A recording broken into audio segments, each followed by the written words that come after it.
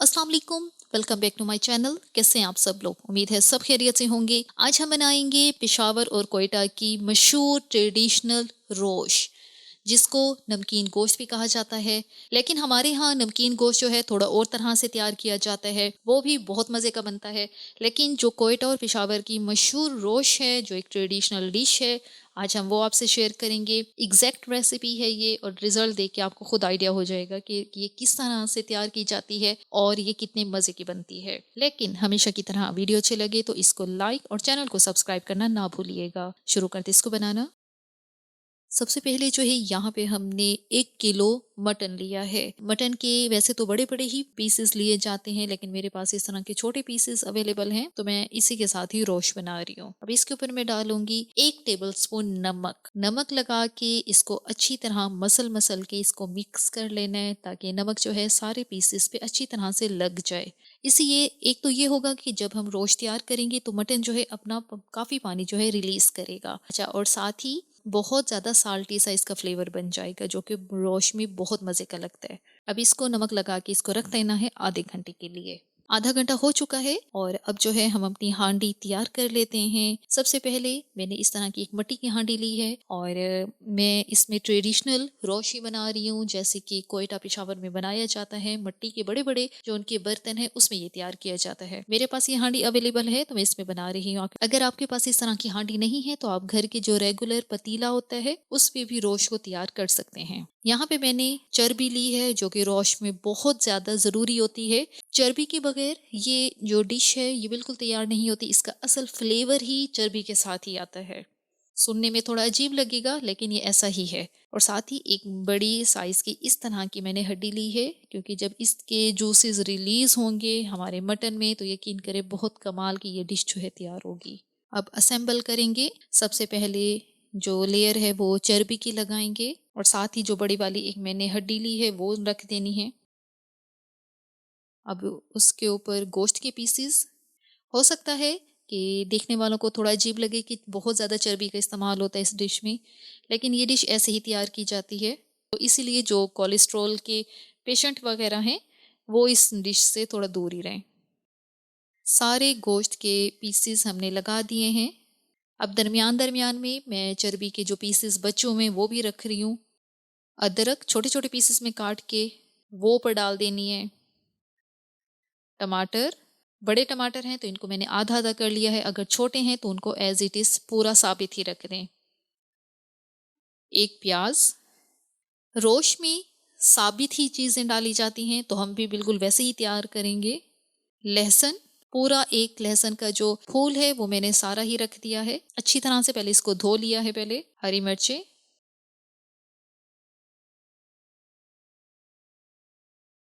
और साथ ही अब यहाँ पे डालूंगी मैं 15 से 16 काली मिर्चें। बस यही चीजें ही डालनी है इसमें, और एक्स्ट्रा कोई स्पाइस कोई चीज हमने नहीं डालनी। नमक ऑलरेडी हमने मटन को लगा लिया था, मजीद डालने की जरूरत नहीं है। और तीखेपन के लिए सिर्फ इसमें हरी मिर्च और काली मिर्च ही होती है। अब हांडी का जो ऊपर वाला हिस्सा है इसके ऊपर मैं आटा लगा रही हूँ, ताकि जब हम इसको कवर लगाएं तो बिल्कुल ये सील पैक हो जाए। ना तो एक्स्ट्रा इसमें कोई ऑयल डाला है, ना ही कोई घी वगैरह का इस्तेमाल किया है, ना ही आपने इसमें पानी डालना है। बिल्कुल पानी का इस्तेमाल नहीं करना। अगर आप चाहते हैं कि आप बिल्कुल जो पिशावर और कोयटा में ओरिजिनल जो रोश है, अगर आप वही फ्लेवर चाहते हैं तो आपने इसमें पानी का इस्तेमाल बिल्कुल नहीं करना। मटन ने अपना पानी खुद ही रिलीज करना है, क्योंकि ये वैसे भी बहुत ज़्यादा लो फ्लेम पे ये डिश तैयार की जाती है। तो जो गोश्त है वो अपने ही पानी में ये नरम होगा। हमारी हांडी जो है बिल्कुल सील पैक हो चुकी है। ट्रेडिशनल जो डिश है ये कोयलों पर ही तैयार की जाती है, और उसका फ्लेवर ही कुछ और होता है। लेकिन क्योंकि गर्मी बहुत ज़्यादा है तो मैंने कोयले वगैरह ये नहीं किया, तो सिंपल चूल्हे पर ही मैं इसको बनाऊंगी। 5 मिनट पहले फ्लेम को मीडियम पे रखना है, बिल्कुल इसी तरह जिस तरह से मैंने रखा हुआ है। 5 मिनट के बाद जब हांडी हमारी अच्छी तरह गर्म हो जाएगी तब हमने फ्लेम को बिल्कुल लो पे रखना है।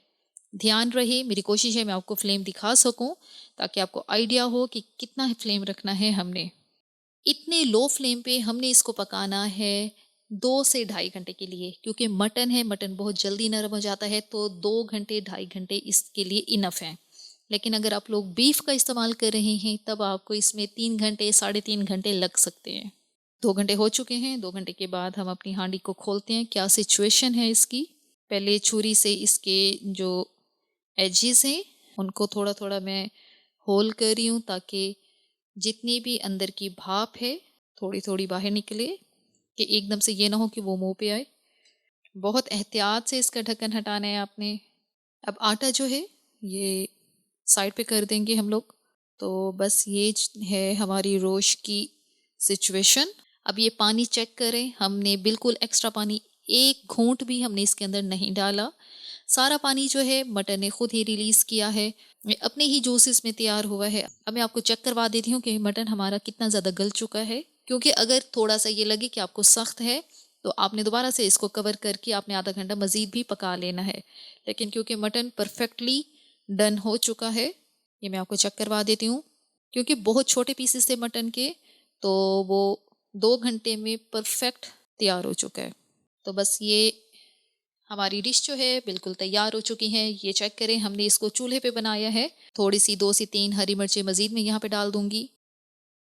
और ये पानी चेक करें, ये है जी रोश की स्पेशलिटी। ये अपने ही गोश्त जो है अपने ही पानी में पकता है और वो इतना पानी रिलीज होता है कि इसको अब हमने कोई खुश्क नहीं करना, और इसी के साथ ही हमने इसको सर्व करना है। गोश्त जो है हाथ लगाने से ही टूट रहा है, तो बस हमने इसको मज़ीद नहीं पकाना। तो रोश तैयार है। अब इसको मैं सर्व करती हूँ। डायरेक्ट ही इसको मैं बाउल में डालती हूँ।